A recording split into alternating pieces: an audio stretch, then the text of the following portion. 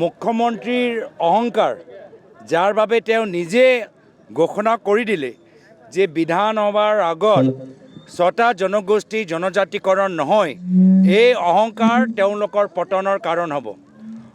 আজি তাৰিখত মুখ্যমন্ত্ৰীয়ে সকলোকে যিদৰে বিশ্বাসঘাতক কৰিলে, আহোমসকলক, কোচ ৰাজবংশীসকলক, চুতীয়া সম্প্ৰদায়সকলক, আমাৰ মৰাণসকলক, মটকসকলক, চাহ জনগোষ্ঠী আদিবাসীসকলক আপোনালোকে দেখা পাব এই 6টা জনগোষ্ঠী একত্ৰিত হৈ আগন্তুক দিনত মুখ্যমন্ত্ৰী হিমন্ত বিশ্ব শৰ্মা ডাঙৰীয়াক পৰাজিত কৰিব।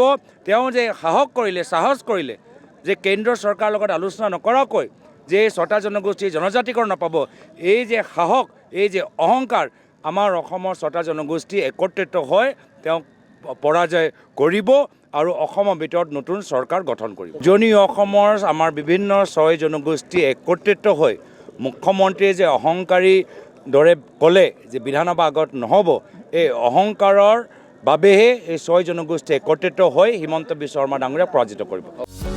যিকোনো খবৰৰ বাবে যোগাযোগ কৰক আমাৰ এই নম্বৰত 9181 307 2221।